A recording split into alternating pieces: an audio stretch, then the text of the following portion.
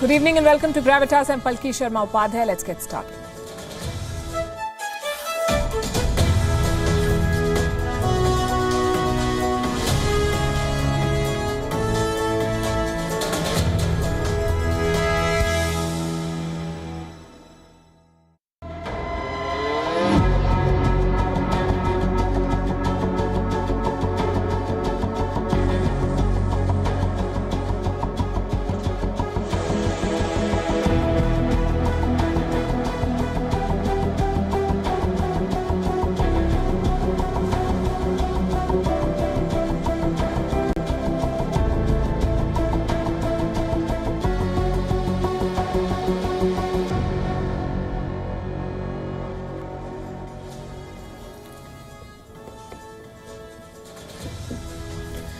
For a while now, we've been reporting on China's build-up along the border with India.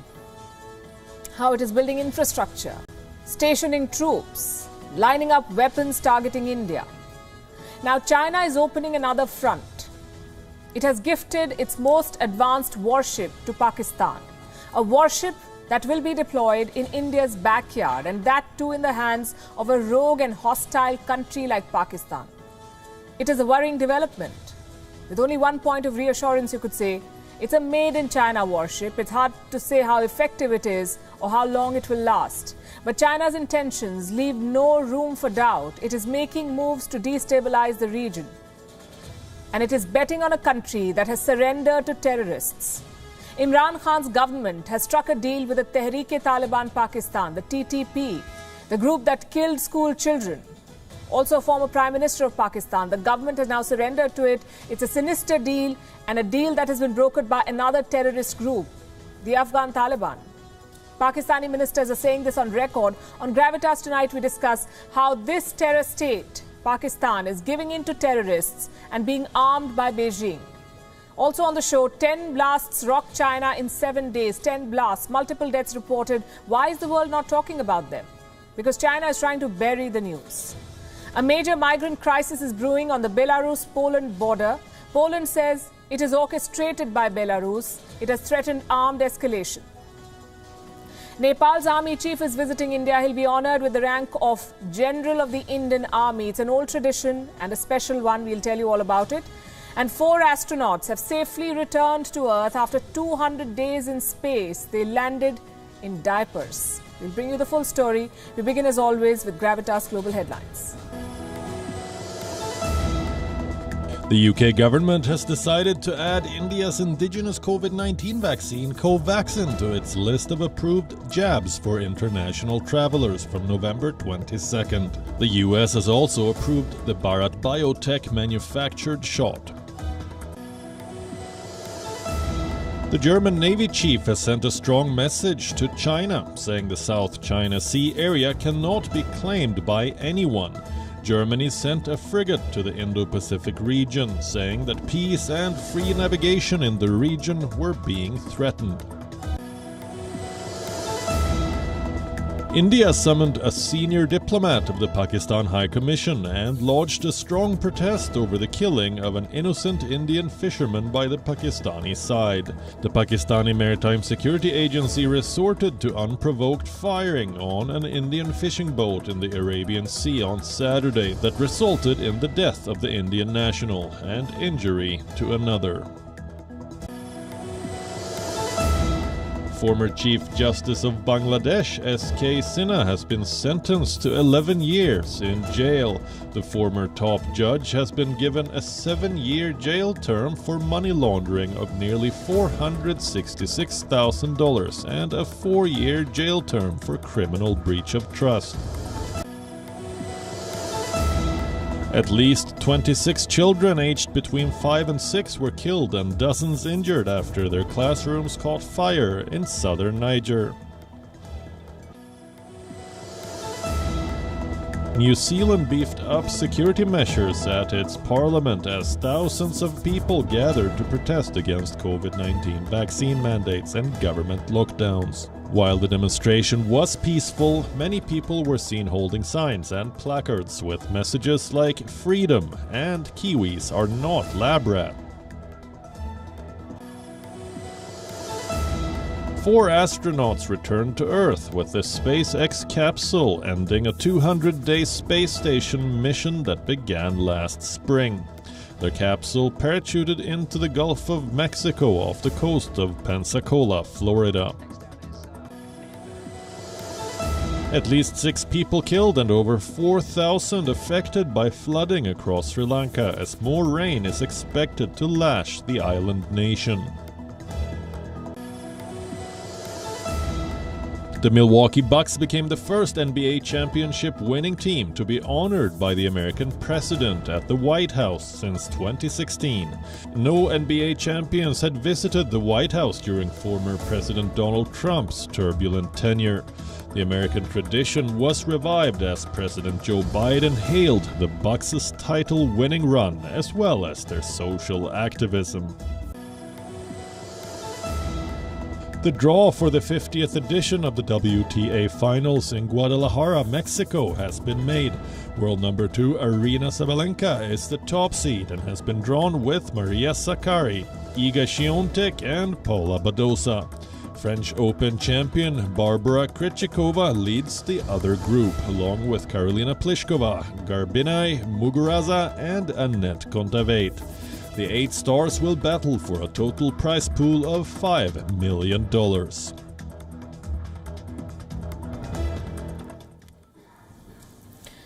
We begin the show with the story of a warship. A warship gifted by a rogue regime to a terror state. The gesture is symbolic. It's meant to enhance naval ties between the two sides. But it's also alarming because the warship will be stationed in India's backyard with the aim of altering the balance of power in the Indian Ocean. Let me explain this. The warship in question has been built by China. The recipient is the Pakistan Navy. It was delivered on Monday. Pakistani officials got the warship at a commissioning ceremony held in Shanghai. And this is no ordinary warship. It is the largest and most advanced warship that China has built for any of its allies. The Global Times made a point of highlighting this in bold. It says the vessel is meant for peace and stability. Is it really? Let's try to find out. Starting with the name itself, Pakistan has named it the PNS Tugril. It was the name of a Turkish chieftain, the man who conquered Iran in the 9th century. We wonder what Islamabad's motivations are behind this name and whether the ship will live up to its name. You see, Pakistan also had a missile it named Babur, inspired by the Mughal Emperor Babur. You know what became of it? The missile suffered 2 consecutive failures before Islamabad could even test fire it. And now they have a Chinese warship.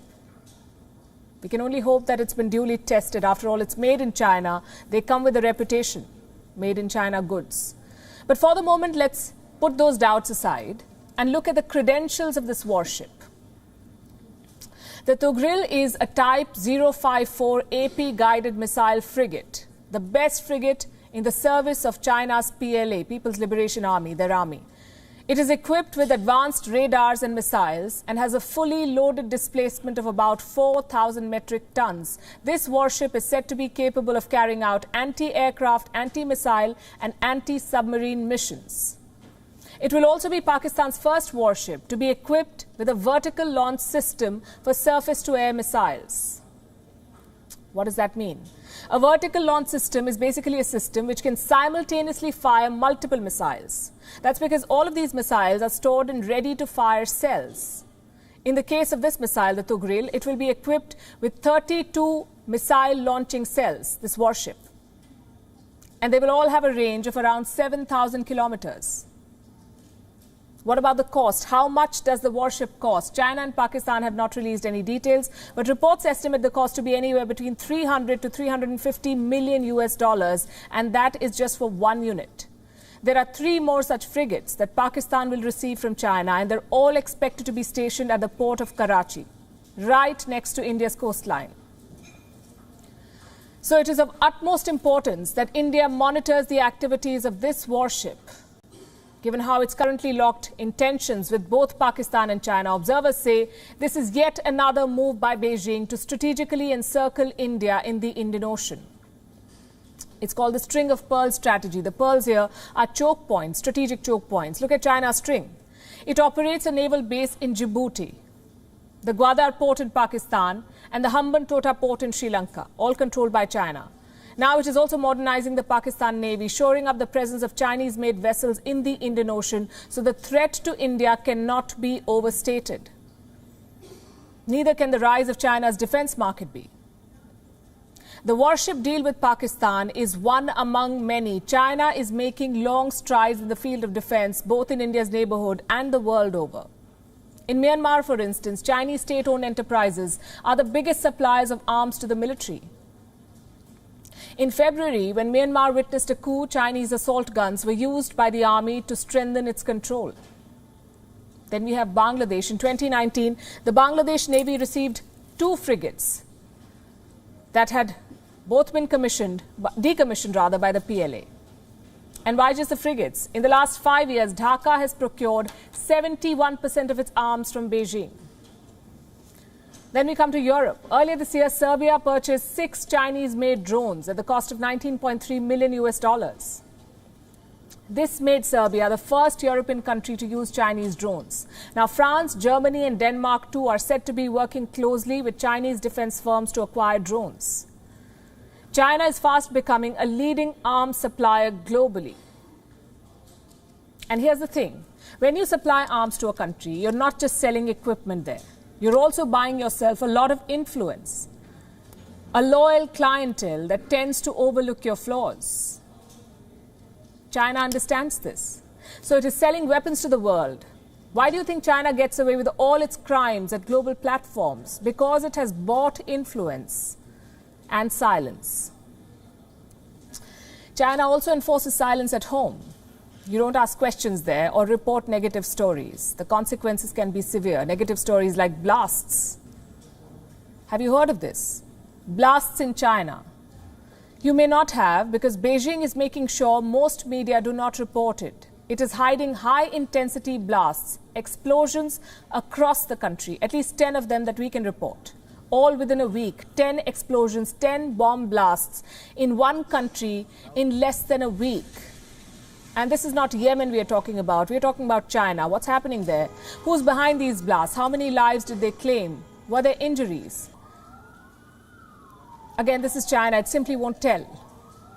But we're going to try and find out. Let's begin by looking at where and when these blasts took place. The first one was reported on the 21st of October.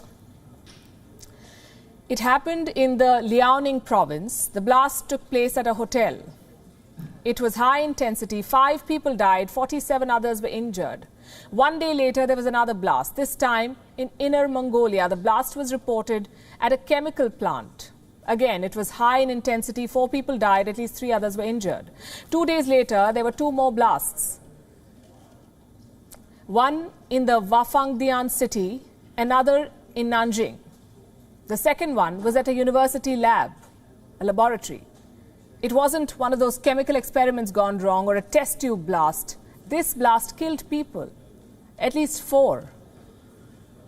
The next day, there was another blast in another university. This time, it was the Shandong University's Huangdao campus. An explosion rocked the North Gate. Nothing has been reported on the deaths or injuries yet. A day after this blast, there were 3 high-intensity blasts in 3 Chinese provinces. The first one was in Shandong. Some trucks parked in the province's Zibo city mysteriously blew up.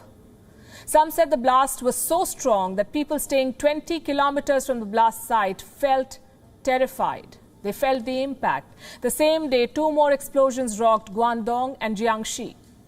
On the 27th of October, another blast rocked Guangdong. Now, we don't know very much about where exactly this happened or how many people were injured or killed, if at all.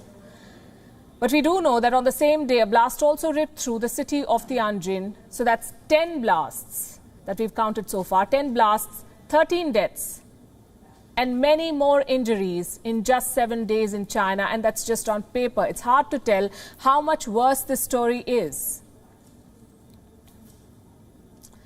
The question is, why are high-intensity blasts taking place in China?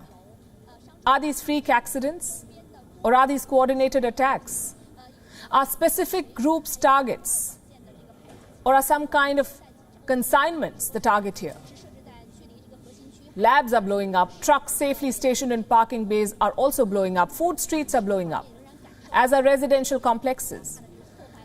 It's hard to say they're linked, but it's even harder to rule out foul play because, it's China.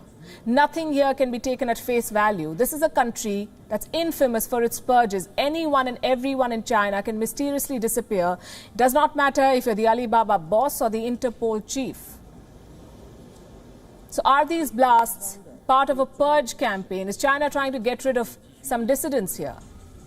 Is the Chinese media brushing off these blasts as accidents? Global Times blamed the Liaoning blast on aging pipelines, and the Nanjing lab blast on systemic negligence. That's what they said. But here's something that you must consider. The blasts preceded the Chinese Communist Party's plenary. The timing is very significant. As we speak, the CCP's Central Committee is meeting in Beijing. For Chinese President Xi Jinping, this plenary will be his chance to further impose his authority over his country, over his party. This is his chance to portray himself as a force bigger than Mao Zedong. Xi Jinping wants the title of China's most powerful leader and secure a third term in office. This meeting is a build-up to the 20th Party Congress that will happen next year, and that's when Xi Jinping is expected to be handed a third term in office. Right now, these Chinese Communist Party members are reviewing the years gone by, that's what they say, and trying to sketch a map for the road ahead. And from where I sit, the road ahead does not look very smooth. There are several hurdles, starting with the virus they made in Wuhan. Cases are rising again in China, plus there's a debt bomb that's exploding, one default at a time. In less than 24 hours from now, Chinese developer Evergrande will have to make another round of payments. More than $148 million is due for the 11th of November. The company narrowly escaped defaults in October. Will it miss the deadline this time? Well, shares of Evergrande are already down in anticipation. And this is just one player we are talking about in China's real estate industry. The sector currently owes around $5 trillion. There have already been some offshore debt defaults, credit rating downgrades, share sell-offs. Real estate was one of the main drivers of China's much-celebrated growth. Today, it has become a liability. Properties are on hold, apartments have not been delivered, people are waiting, and they're very unhappy, obviously. So were the mysterious blasts the CCP's way of instilling fear in the hearts of people? Because we know for sure that people in China have a lot to complain about right now. China's zero COVID strategy has fallen flat, for instance. The country is in the middle of a Delta outbreak. And this is being called the worst outbreak since Wuhan, since last year. The situation in China has become so bad that Beijing is offering cash in exchange of information or tips regarding the outbreak. A few days ago, China had to lock down Disneyland in Shanghai. They tested every guest, 34,000 people locked up in Disneyland because one visitor tested positive. At least 940 locally transmitted cases have been reported in China since October. At least 20 provinces have been affected. And quick disclaimer here, do not trust these numbers. These are numbers being reported by China. So much like everything else coming out of China, these figures are hard to trust. Consider this. China still maintains that its Wuhan virus death toll is a little over 4,500. It's been that way for months, 4,500 deaths only in the city where the first outbreak was reported. There have been numerous outbreaks, numerous clusters, but this number, 4,500, remains unchanged in China. You see, covering up is an art. It's an art that China masters in. Be it blasts, a debt crisis, a virus in Wuhan, leave it to China and it will cover it all up. Try to fool the world as many times as possible. The challenge is to call China's bluff, expose it, and make it pay when possible. Let's talk about China's friend now, Pakistan. A week after it bowed before a radical outfit, Pakistan has now surrendered to a terrorist group, the tehreek-e-Labaik Pakistan or TTP. Islamabad has struck an agreement with this terrorist group It promises a month-long ceasefire, which should be good news, except that it's not. This deal is a very risky compromise, you see, and to understand why, let me first tell you about this group.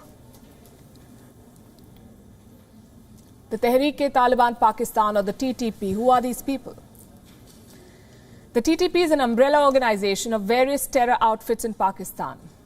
It is separate and distinct from the Afghan Taliban, but it has many Taliban veterans serving in its ranks. There are around 13 terror groups that fall under its banner. They operate with two common objectives. One is to oust the civilian government in Islamabad, and two, rule Pakistan in accordance with the Sharia law. This is what the TTP wants. Now, this group has carried out several terrorist attacks in Pakistan. The most significant, or should I say the worst, most barbaric attack was the 2014 Peshawar school massacre. 6 terrorists stormed the army public school in Peshawar. They killed 132 school children between the ages of 8 and 18. 132 school children.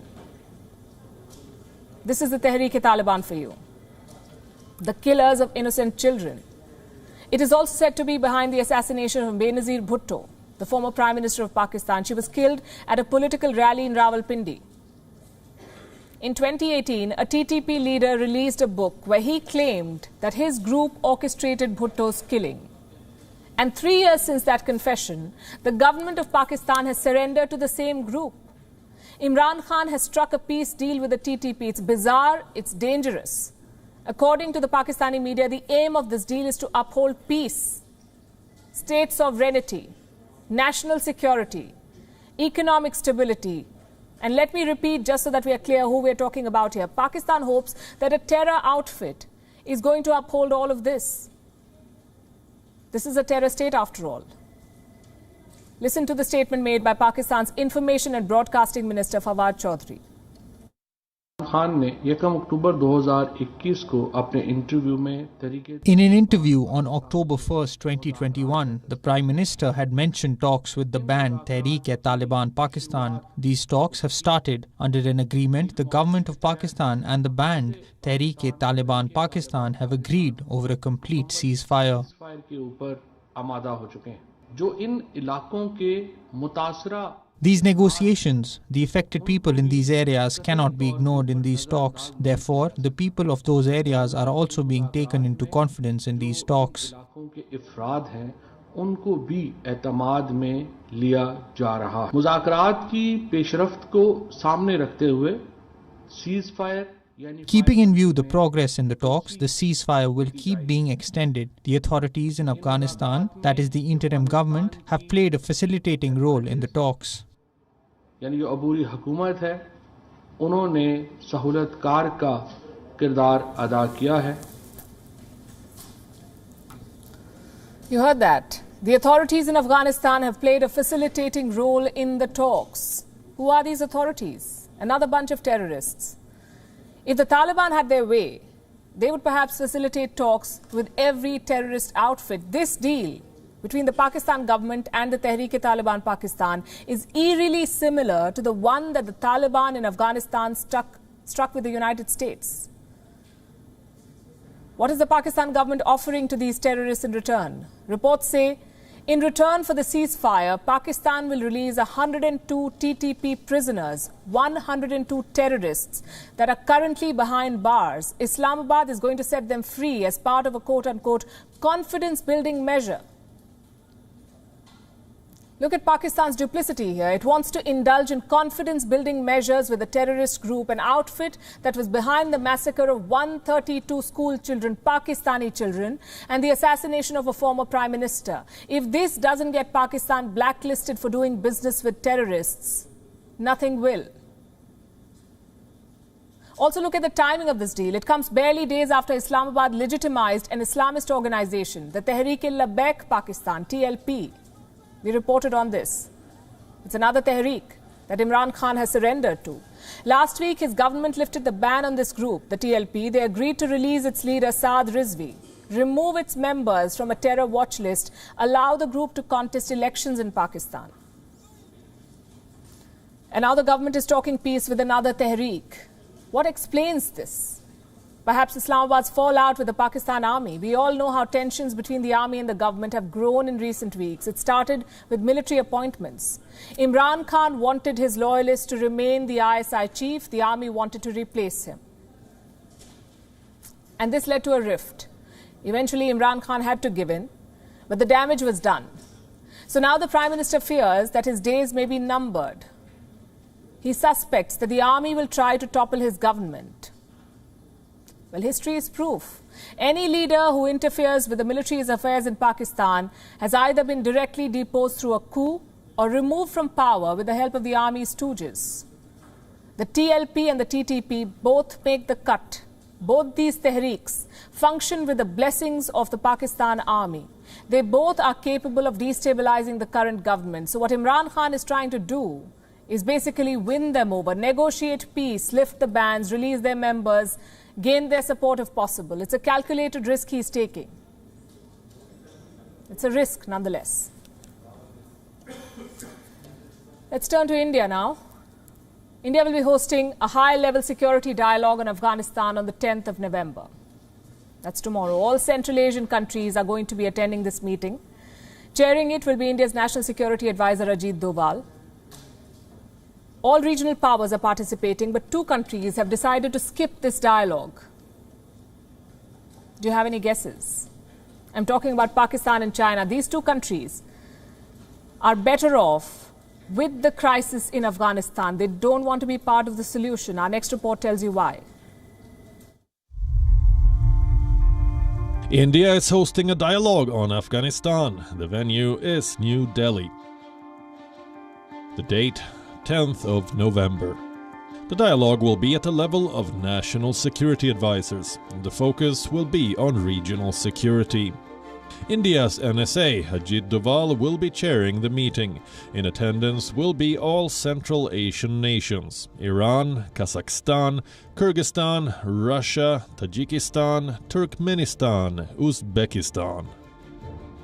What about Afghanistan's immediate neighbor, Pakistan? It will skip the meeting.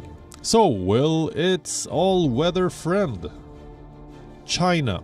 Why? Because they would rather profit from the Afghan crisis than engage in a solution-oriented discussion. The meeting, like we mentioned, will focus on regional security. There will be talks on radicalism, extremism, the Taliban's ideology, problems of the arms cache that the Taliban now has access to.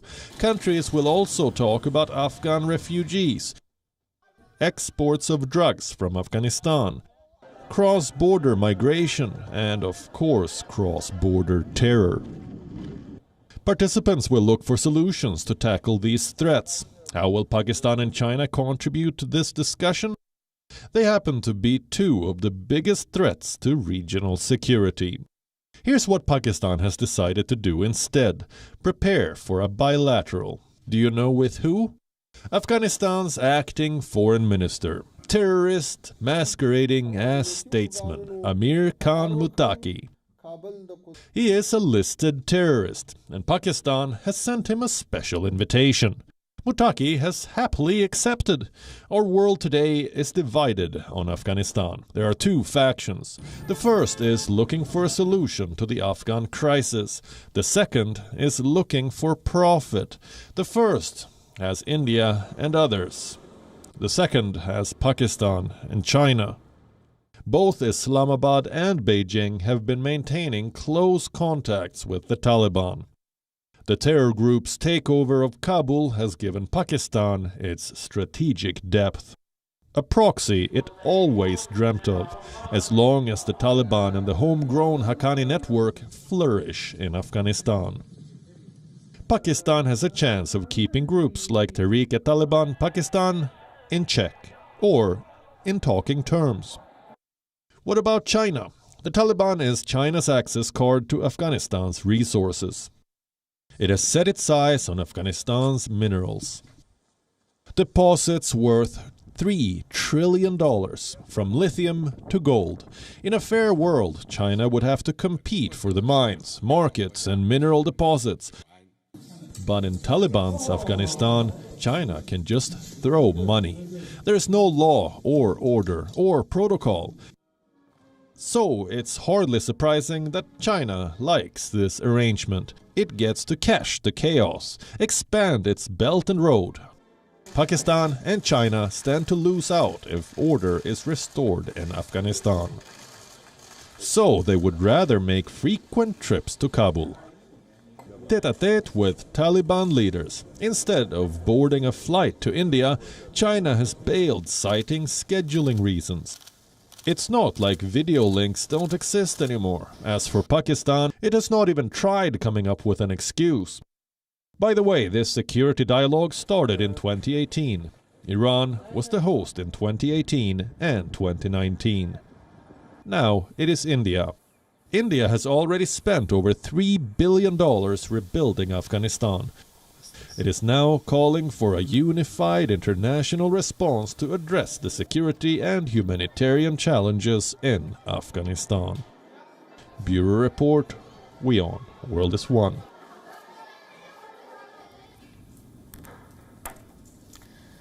The hope for a better future. It's what all of us want. But sometimes this hope can be the beginning of a journey, a dangerous one, through unsafe terrain, a journey that could leave many stranded, stuck at the border of the country they dream about living in.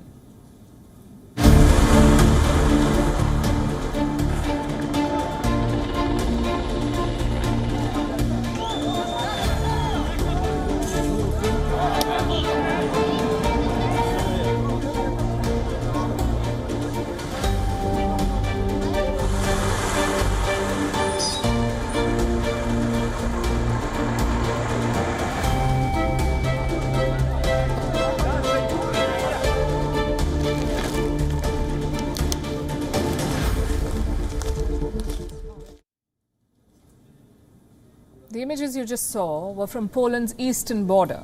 This is the border it shares with its neighbor Belarus. Hundreds of migrants have gathered here. They want to enter Europe. They want to live there, but stopping them is a giant barbed wire fence and Polish security officials. And this is not a new crisis. It's been escalating since last year. This was when Belarus held its presidential election. Alexander Lukashenko, also called Europe's last dictator, became enemy number one for the European Union. So what did the EU do? It hit Belarus with successive waves of sanctions. These sanctions are crippling the Belarusian economy, but its president does not want to back down. He was already planning revenge. Lukashenko hit back where he knew it would hurt, the borders of Europe. That's what he targeted. The warning signs were visible as early as March this year. Belarus suddenly simplified its visa proceedings. This was done for West Asian nations like Iraq. Earlier, you see, migrants from here, from Iraq and other countries, had to travel to Europe by sea. But now those who wanted to leave had a simpler route. All they had to do was take a flight to Belarus, and from there it was just a drive to the border. Sounds simple enough. Well, that's what the migrants were made to believe. It's as simple as that. Drive to the border, enter Europe. Many of them were lured by Belarusian travel bureaus. Middlemen offered them a passage to the EU. They sold them dreams. They sold them the hope of a better life. But what the migrants got instead was this: freezing cold, days of camping in sub-zero temperatures, dangerous terrains, razor wire fences, and hostile border guards that refused to let them in. For many of these people at the border, Poland is not even the final destination. It's just a passage. Most of them want to settle in countries like Germany, Denmark, or the Netherlands. And for Europe, the migrant crisis is a sensitive issue, a political issue. Europe wants to keep refugees away from its borders. And it depends on its neighbors for this. So Belarus is using these migrants as a pawn. What the regime is essentially saying is, remove the sanctions or deal with hundreds of stranded migrants at your border. Poland says its sovereignty is being attacked. For now, it has closed its crossing with Belarus. The Polish government called for a crisis meeting. 12,000 troops have been deployed to the border. There have even been warnings of a possible armed escalation. We know that this is a fully planned operation, which aims to disrupt the sovereignty of our country. That's absolutely clear to us. We know for sure that there is a search for weak spots happening on the border. Jest poszukiwanie słabych punktów. As for the European Union, it has accused Lukashenko of gangster-like antics. That's the term they used for the president, gangster-like. It says that Belarus is offering migrants an easy passage to the EU. Our aim is to bring home clearly the message to the authorities of the countries where the migrants come from, that this is a dangerous trap, that people are being lured by the regime in Minsk, and they're being brought to Belarus and pushed towards the EU borders at their own risk, and they're facing a really dangerous situation there. Belarus, on the other hand, has denied all such claims. Lukashenko's government says it did not engineer this crisis. Instead, it blames Europe for the plight of these stranded people. Currently, 2,000 people are stranded at the border. At least 8 of them have died. They're camping just minutes away from the border. They're freezing, starving, losing hope, they say. Remember, these are migrants who left their respective countries, escaping years of war and conflict. Instead of a better future, they're stuck at the frozen frontiers of Europe as pawns in an intense geopolitical conflict. Nepal's army chief, meanwhile, is currently in India on a 4-day visit. They're going to be focusing on multiple meetings to bolster defense ties. Now, historically, India and Nepal have shared very close military ties. They are the cornerstone of excellent relations between the two countries. And we saw how the relationship went southwards under the last regime last year. Now, there is a new Prime Minister in office, and the new administration in Nepal is using these ties, the military ties, to build a stronger relationship with India. Our next report tells you why this visit by General Prabhu Ram Sharma is so significant.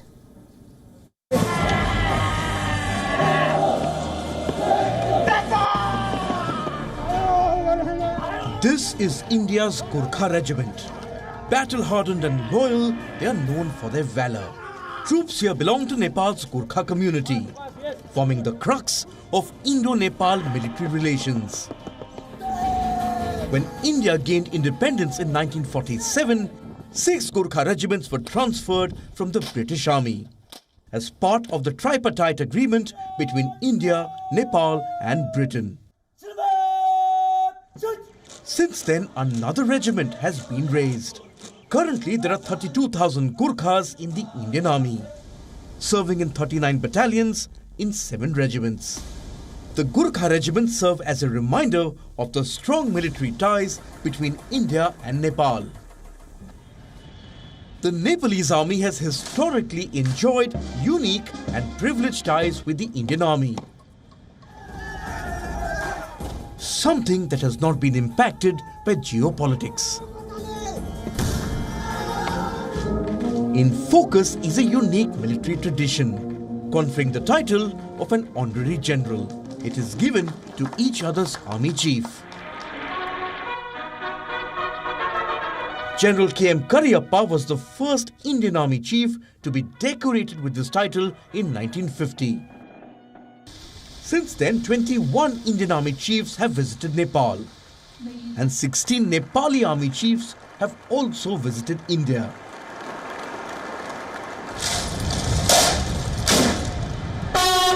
Continuing with his bilateral tradition, the new Nepal Army chief is on a 4-day visit to India. General Prabhu Ram Sharma will be conferred the honorary rank of general in the Indian Army. Last year, Indian Army Chief General M.M. Narvane was given the same honour during his visit to Nepal.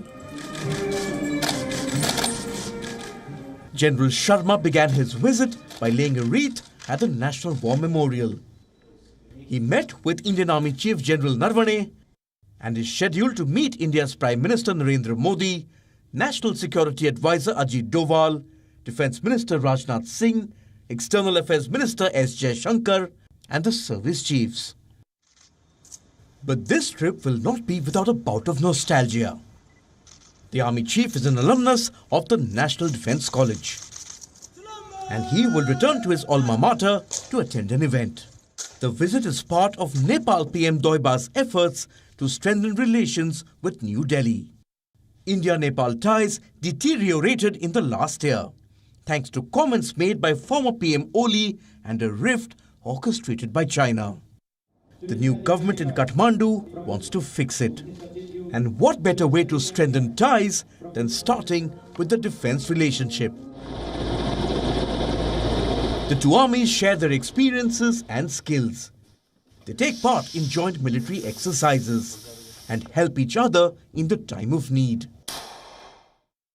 General Sharma's visit to New Delhi comes as China continues to push its agenda in Nepal, buying political clout and burying the country under debt. What Chinese checkbooks have not been able to influence is a historical relationship cemented by two armies which has stood the test of time. Bureau Report, WION World is One. Our next story is about a speech that the whole world seems to be talking about, a speech by former US President Barack Obama. On Monday, he took the stage at the COP26 summit to tell world leaders why they need to act on climate change. His speech was meant to be an opening act for Monday's proceedings. It ended up becoming the headliner. And it left many wondering who the actual American president really is. Is it Joe Biden or is it still Barack Obama? You see, Obama went to Glasgow to hype up Biden's promises. What he ended up doing instead was outshining the president. He was greeted like a head of state. He drew an enormous crowd for his speech, and now he's being described as the most popular leader to have spoken in Glasgow. His star power was in stark contrast to the lackluster performance of Joe Biden, who, by the way, was caught napping at COP26. We also saw that picture of him. What did Obama say, though? Well, quite a lot. He introduced himself as a private citizen who feels regretful about not having done enough for the climate. Yet he wasted no opportunity to slam other world leaders for showing what he called lack of urgency on the climate. He singled out two of them in particular, the presidents of China and Russia. Listen to this. I have to confess, it was particularly discouraging to see the leaders of two of the world's largest emitters, China and Russia, decline to even attend the proceedings. And their national plans so far reflect what appears to be a dangerous lack of urgency, a willingness to maintain the status quo on the part of those governments. And that's a shame.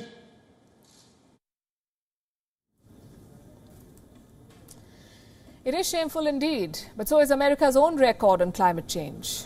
And this is something that Obama did acknowledge. Well, to some extent he did. He said that the US, with a higher per capita carbon footprint, has to do more than a country like Mali or Bangladesh.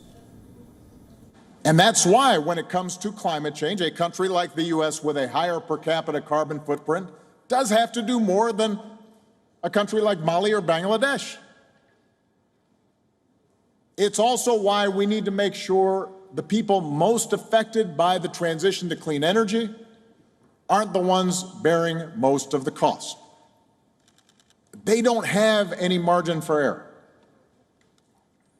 I can afford to give up a lot of my current lifestyle to benefit the planet because I'll still have a lot left over. A lot of folks don't have that cushion. You heard that. I can afford to give up a lot of my current lifestyle to benefit the planet. Well, he certainly can. Yet Obama chose to fly into Glasgow on a private jet to lecture countries who can't yet afford electric cars, or for that matter, adopting clean energy. Does America practice what it preaches? It doesn't. Its presidents just know how to make grand speeches. Just look at the American military, for example. Its emissions are the largest in the world, and they've tripled globally over the past 3 decades. This is the US military we're talking about, thanks to America's many wars in West Asia.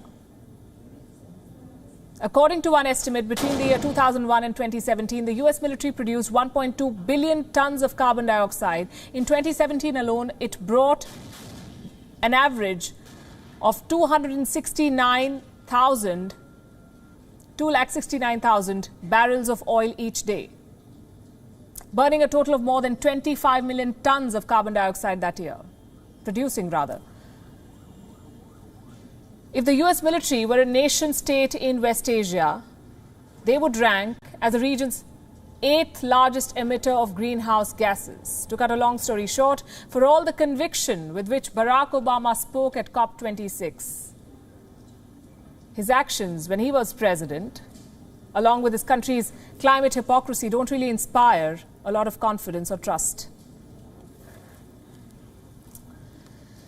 And now let's talk about a success story after a fiery re-entry through the Earth's atmosphere, which was broadcast live by NASA on the web. SpaceX Dragon capsule Endeavour splashed down safely in the Gulf of Mexico off the Florida coast.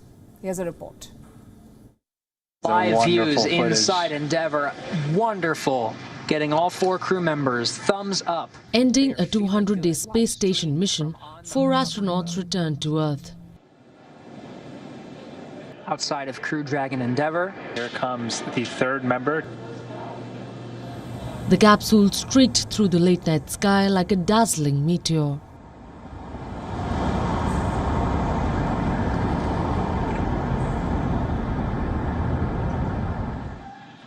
Slowed by the Earth's atmosphere as well as 4 huge parachutes, the Dragon capsule was able to withstand the dizzying descent thanks to its heat shield. The Dragon vehicle, called Endeavour, landed in the Gulf of Mexico off the coast of Florida, marking the end of the Crew 2 mission. A boat retrieved the capsule and the astronauts on board were brought back to land by a helicopter.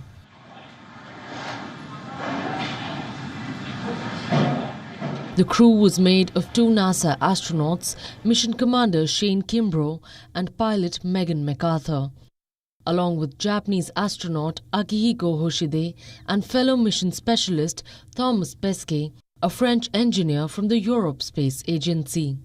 Is really everything. Their activities in space included documenting Earth's surface to record human-caused changes and natural events, growing hatch chili peppers, and studying worms to better understand health changes in space. In a first for SpaceX, before leaving, the 4 astronauts took a spin around the International Space Station, taking pictures. The 8-hour ride back home was not the most comfortable one for the crew. The toilet in the capsule was broken, so the astronauts relied on diapers for the return journey. 2, 1, 0. The SpaceX Falcon 9 rocket had lifted off on April 23rd from the Kennedy Space Center in Florida. Endeavour launches once again. Bureau Report, WION World is One. Making their way to the one and only International Space Station. With that, it's a wrap. We're leaving you with Gravitas images. Thanks very much for watching.